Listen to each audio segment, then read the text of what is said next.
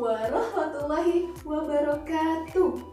Hai, semangat pagi anak-anak hebat kelas 3. Bagaimana kabar kalian hari ini? Semoga anak-anak semua berada dalam keadaan sehat ya. Hari ini anak-anak akan kembali belajar bersama dengan Ibu Fitri.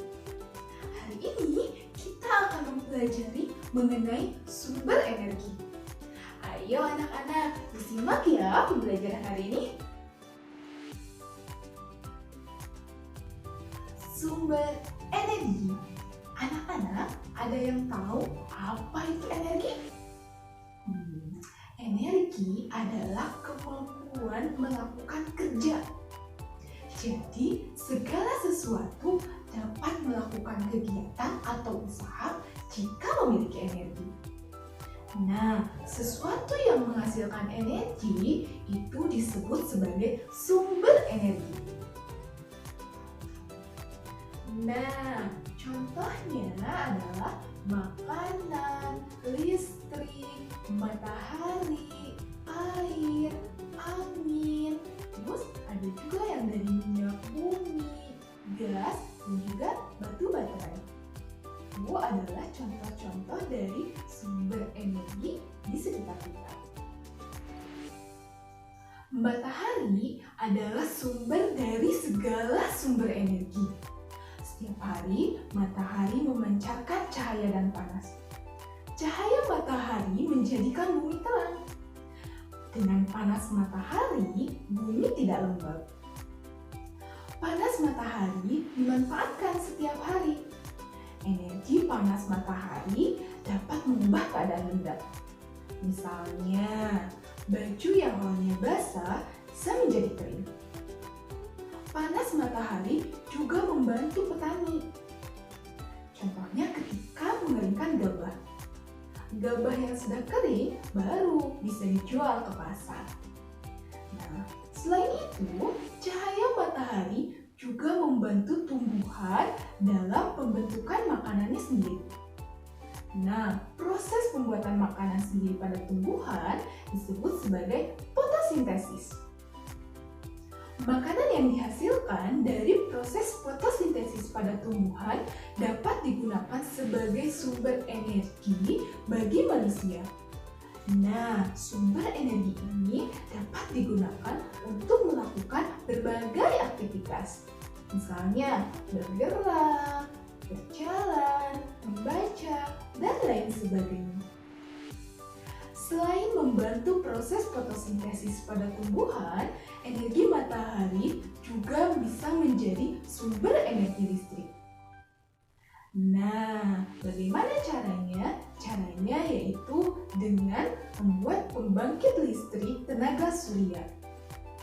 Nah, pembangkit listrik tenaga surya di Indonesia yang terbesar ada di Karangasem, Bali. Di alam ini tersedia banyak sekali sumber energi. Berbagai sumber energi ini dikelompokkan menjadi dua macam. Yang pertama adalah sumber energi yang dapat diperbaharui. Yang kedua adalah sumber energi yang tidak dapat diperbaharui. Contoh dari sumber energi yang dapat diperbaharui yaitu makanan, air, dan juga udara. Sedangkan sumber energi yang tidak dapat diperbaharui misalnya gas alam, minyak bumi, dan batu bara. Nah, apa sih yang disebut dengan sumber energi yang tidak dapat diperbaharui? Sumber energi yang tidak dapat diperbaharui adalah sumber energi yang jika habis itu tidak akan terbentuk dalam waktu yang singkat. Jadi, perlu waktu yang sangat lama dalam pembentukan sumber energi yang tidak dapat diperbaharui. Nah, dengan kepintaran manusia, mereka terus mengembangkan berbagai cara supaya energi yang ada di muka bumi ini tidak habis dan mendapatkan energi alternatif. Nah, walaupun sumber energi yang ada di bumi ini itu banyak, namun kita masih harus tetap melakukan penghematan energi sedini mungkin. Karena bisa saja energi ini akan cepat habis di kemudian hari. Ada beberapa cara yang bisa kita lakukan untuk menghemat energi. Yang pertama adalah menggunakan alat-alat listrik yang hemat energi. Yang kedua adalah mematikan alat-alat listrik apabila tidak digunakan. Yang ketiga adalah menggunakan kendaraan umum atau kendaraan yang hemat bahan bakar. Yang keempat adalah mematikan keran air apabila telah selesai digunakan. Dan yang kelima adalah menggunakan air secukupnya ketika mencuci pakaian. Selain itu, ada juga beberapa cara yang bisa kita lakukan untuk melestarikan sumber energi. Yang pertama adalah merawat tanam-tanaman. Yang kedua adalah melakukan reboisasi. Kalian masih ingat kan reboisasi? Reboisasi, penghijauan atau penanaman pohon. Yang ketiga adalah tidak membuang sampah atau limbah ke sumber mata air. Nanti kan sumber mata airnya bisa tercemar ya.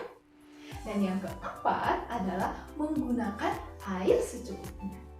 Nah, itu ada 4 cara untuk melestarikannya. Untuk melestarikan sumber energi yang ada di bumi ini. Air dan angin adalah sumber energi terbesar kedua setelah matahari. Karena sebagian besar bumi ini terdiri air dan angin. Pasti kalian tahu kan apa itu air? Di rumah kalian pasti ada air ya. Nah, air adalah sumber kehidupan bagi makhluk hidup. Kalau tidak ada air, makhluk hidup akan mati. Baik itu manusia, hewan, maupun tumbuhan. Nah, sumber energi ini adalah sangat penting ya. Ingat ya, sangat penting untuk keberlangsungan hidup makhluk hidup. Nah, air juga mengalir dari tempat yang tinggi ke tempat yang rendah. Air ini merupakan sumber energi. Salah satunya adalah pada air terjun.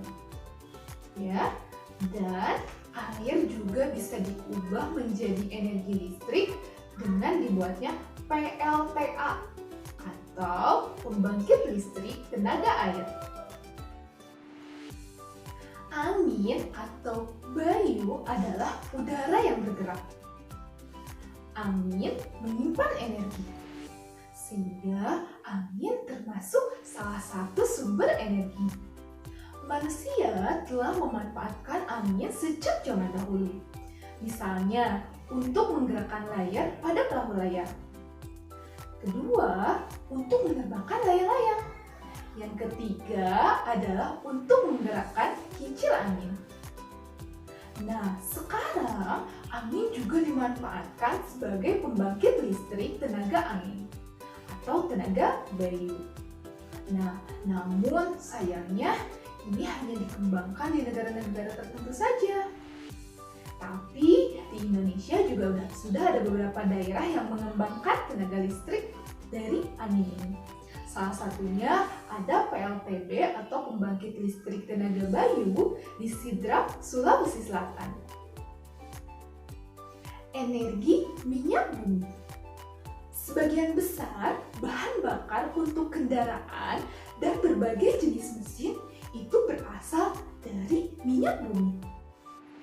Nah, minyak bumi ini terbentuk dari pelapukan sisa mikroorganisme, baik itu hewan, tumbuhan, maupun jasad remik yang terkubur di dasar lautan bersama lumpur dalam waktu yang sangat lama, bahkan bisa sampai jutaan tahun. Nah, karena minyak bumi ini terbentuk dari mikroorganisme, sehingga minyak bumi ini disebut juga sebagai bahan bakar fosil. Minyak bumi merupakan sumber energi yang tidak dapat diperbaharui, sehingga kita perlu menghematnya. Karena apabila terus-menerus kita menggunakannya secara berlebihan, minyak bumi itu bisa habis.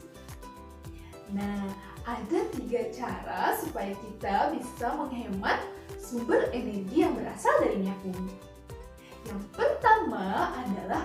berjalan kaki atau menggunakan sepeda apabila kita akan pergi ke tempat yang dekat. Yang kedua adalah menggunakan kendaraan umum apabila kita akan pergi ke tempat yang jauh. Yang ketiga adalah menghemat energi listrik. Kenapa? Karena banyak di Indonesia itu pembangkit listrik yang masih menggunakan energi dari minyak bumi, sehingga kita harus menghematnya. Bagaimana anak-anak dengan materi kita hari ini? Semoga kalian tetap semangat ya belajar dari rumahnya. Nah, semoga materi kita tentang sumber energi yang barusan dibahas bisa kalian pahami. Bu Fitri akhiri pembelajaran hari ini. Jangan lupa tetap sholat 5 waktu, membantu orang tua, dan kegiatan literasinya ya. Terima kasih atas perhatiannya. Wassalamualaikum warahmatullahi wabarakatuh.